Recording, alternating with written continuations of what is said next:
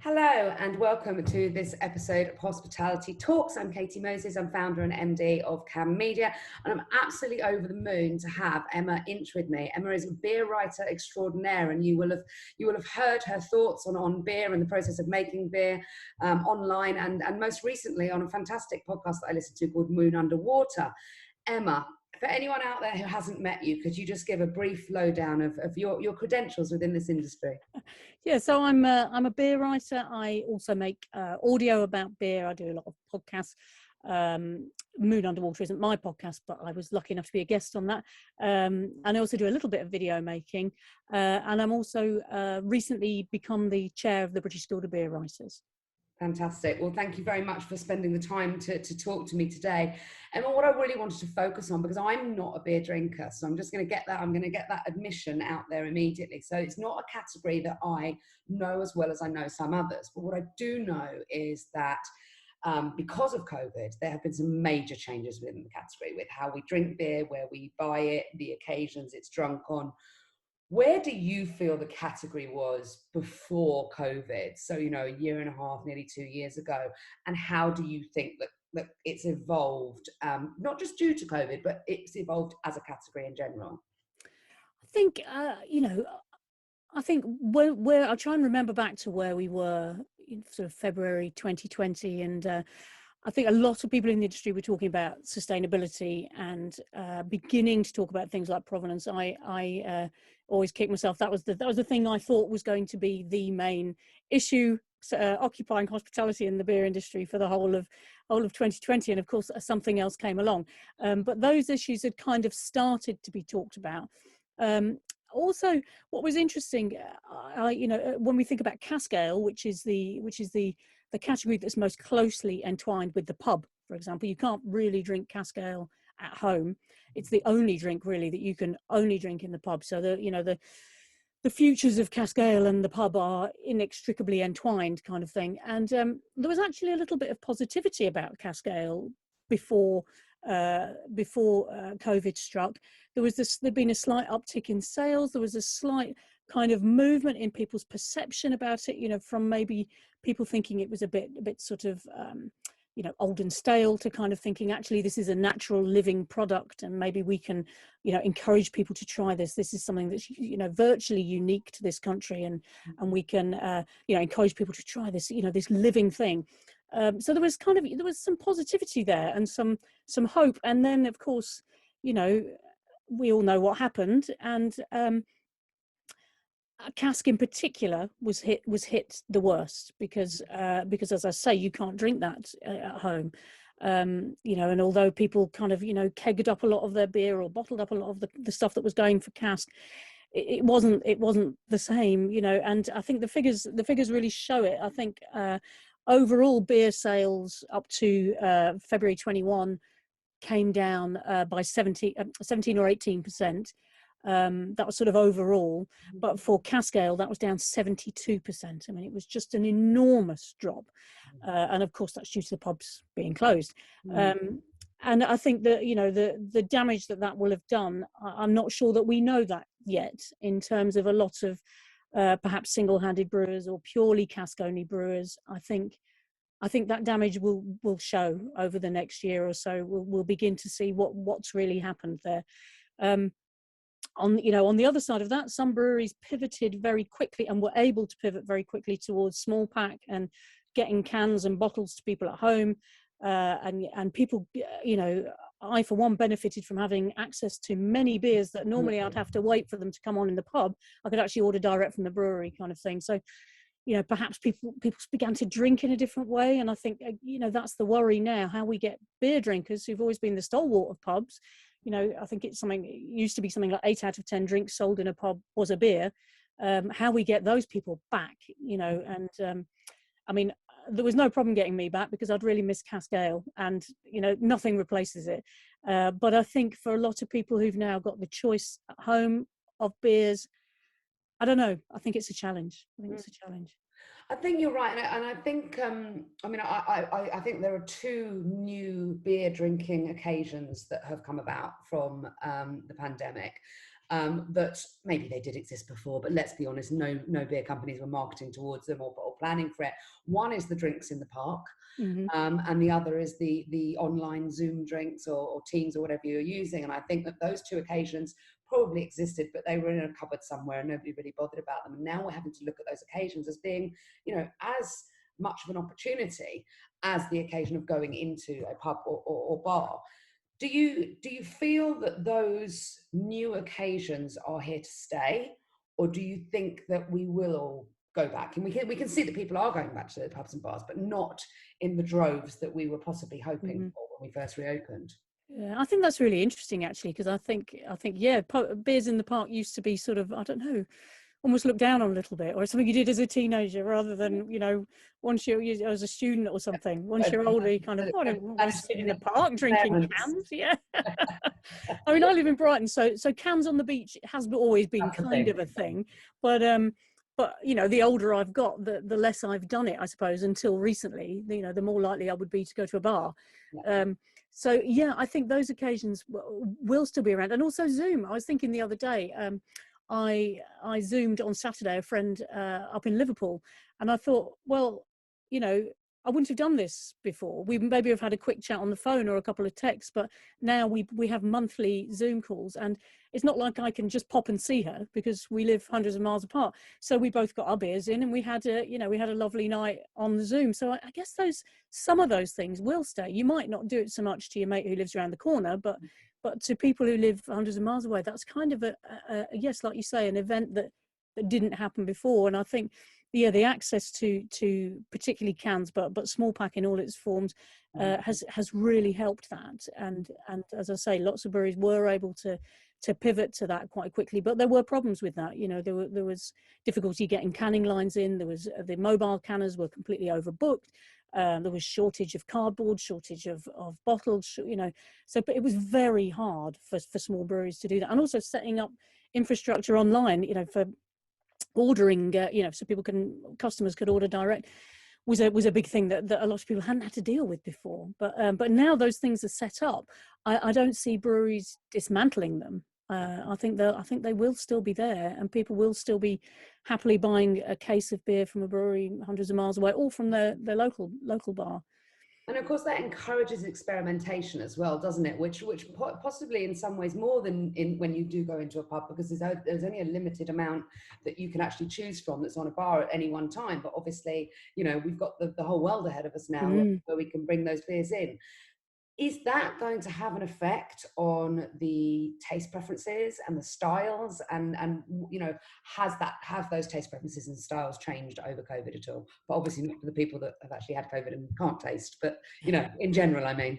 Yeah. I mean, I think I think maybe they have. I mean, I'm guilty of being very absorbed in the industry. So beer Twitter is, something I follow all the time.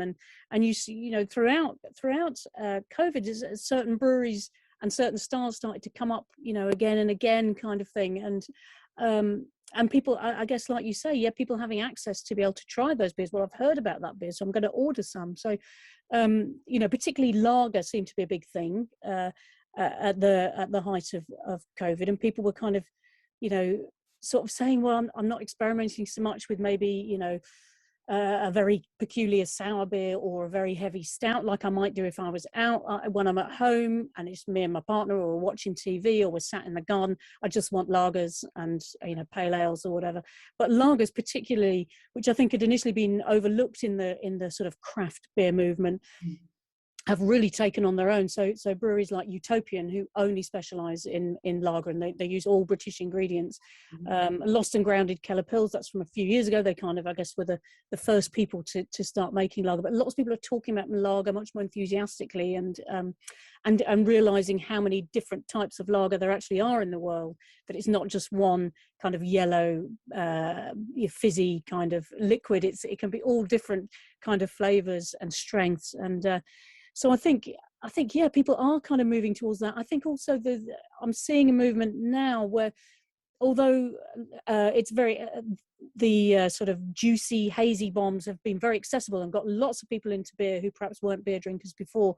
There's a little bit of a cry for a bit of bitterness, not just from me, who loves beer as bitter as my heart, but there's a cry for bitterness from a number of areas. And I was drinking last night Elusive Brewery's Oregon Trail, which has just won one of the categories in the World Beer Awards as Best West Coast IPA, and just that bitterness was just, oh my goodness, welcome home.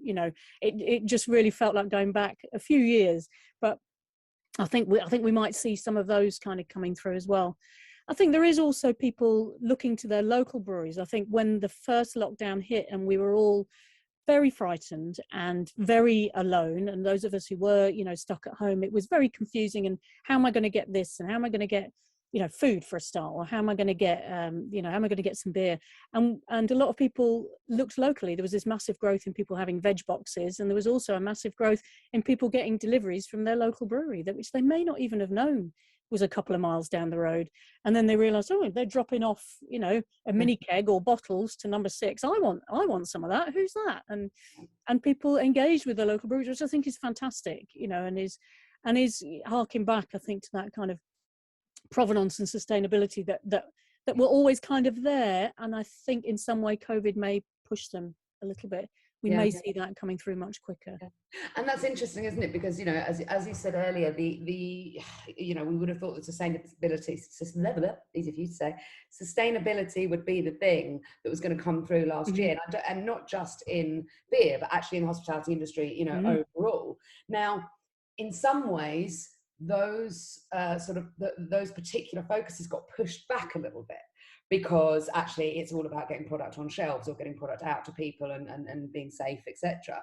But in other ways, of course, it's brought that forward because we're a lot more focused on our local area and that. What changes do you see on the horizon for the next sort of year or so? And kind of linked to that, who's influencing these changes? Who, is it coming from the consumer and what they want? Is it coming from the breweries and what they're offering? Is it coming from abroad? In your minds, where is the influence and what are the changes that are coming? I think consumers definitely are making choices about where they spend their money, and that's that's been going on obviously pre-COVID, but I think, like you say, now we're over hopefully let us be over the worst of this this terrible time in all our lives. But hopefully that will kind of come again. People have seen not just who's local, but also who's done the right thing around COVID, who maybe treated their staff very well, who maybe reached out to their local community and helped out, pubs providing dinners for people, or breweries, going out of their way to help regulars, who were in lockdown or whatever, stuff like that. And people are remembering those things. And already before COVID, people were making choices about, particularly younger people, making choices about where they spent their money and what they spent their money on around sustainability. And I think people are doing that not just around sustainability, but about making ethical choices as well around what they judge a brewery to have done or a business to have done. And I think that will continue. And I think the industry is responding to that in a positive way, which I think is great, and I think those sorts of issues will become big for people. I do think people will continue to drink at home and drink in their gardens, and I think some of that small push for small pack is coming from the consumer, maybe consumers who don't feel as safe in pubs at the moment, and who just feel safer in their own gardens or around, just seeing one or two people. And I think that that will continue for a while, and unfortunately that will have an impact on things like cask ale. But hopefully cask ale might get scooped up in the wish for provenance and the wish for sustainable and the wish for something local. Yeah, I hope you're right. And it would be incredibly remiss of me, considering we've done at least 2 or 3 quite big research projects on the subject of low and no. It would be utterly remiss of me not to just finish with, is there a place for low and no? Is it an opportunity? Is it a challenge? Is it a threat? Where does it sit within the category? Yeah, I'm glad you mentioned that, actually. Yeah, I absolutely think there's a place for low and no, and it's really exciting category. It's the biggest growing category in beer, I think. and it seems like every couple of days somebody brings out something that tastes pretty good.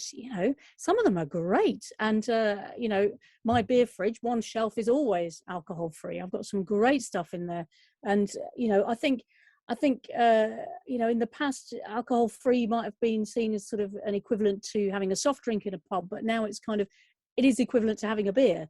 And for beer lovers like me, who sometimes who absolutely love the taste of beer, but sometimes don't want the alcohol involved or even the calories involved, alcohol free is a fantastic option, and I think that will continue to grow. And I think people are getting more. I think a year or two, well, yeah, probably 2 years. It's hard to remember what is a year ago and what's 2 years ago, isn't it? But a few months ago, people, when you mentioned alcohol free, people would go, "Oh no, that probably tastes horrible, doesn't it?" And now people are like, "Oh, I've heard alcohol free is really quite good. I might try that." And I think that's great. I think it's absolutely great. And I think some of that may come from. It may even be driven more because of COVID, because of people thinking about their health. A lot of us, we might have eaten a lot of chocolate cake in the first lockdown and then realised, oh gosh, I really need to do something. So a lot of people are thinking more about their health, or they've been unwell with COVID, or they've had a terrible health fright during the past year or so. But also I think people may also still be, for a while, perhaps reluctant to use public transport as much as they used to, and they may be driving. So there may be more people with this demand for alcohol free, and I think any hospitality business that doesn't make sure that's front and center alongside the rest of their other drinks is really missing a trick. Really is. And the more pubs we can get with alcohol free on tap, alcohol-free beer on top, I think that's an absolute game changer, and I think people will absolutely choose that. Absolutely. And in fact, we did some research back in January of this year that showed us that actually having alcohol on tap added to the credibility, not just of the beer, but also of the pub that it's being served in. So yeah. It's a massive positive. Listen, Emma, I'm not going to keep you for too much longer. I just want to say thank you so much for your time. On the subject of health, I believe you're undertaking quite a challenge soon. Yeah. I think you should at least mention what that is, so that we can put a link to your fundraising, so that everyone can know how crazy you are. Yeah, so it is a bit crazy. But yeah, I had a very big birthday during the last year. And that, coupled with, I also did have COVID at the very beginning, and coupled with a number of other things, I thought that I've always wanted to walk the South Downs Way, so I'm gonna do that. And so yeah, I'm leaving next weekend. It's all a bit frightening, and I'm walking, and I'm going to camp roughly half the time, and B&Bs or hotels the rest of the time, because I'm not as young as I was. And I thought, well, this is a major challenge. It's the biggest kind of thing I've pushed myself to do in my life, really, physically, sort of thing. So I'm also raising some money. I decided to do a Just Giving page for the Trussell Trust. So that can be found on my Twitter account, which is at Ferment Radio. And all donations to the Trussell Trust, who are aiming to end hunger in the UK, would be very welcome. Brilliant, thank you. Well, when we release this out to the world on social media in the next few days, we'll put the link to your fundraising there. It's a brilliant cause and a really great challenge as well. So thank you so much for your time today, and I wish you the best of luck with your challenge. Thank you very much. Cheers. Thank you for asking me.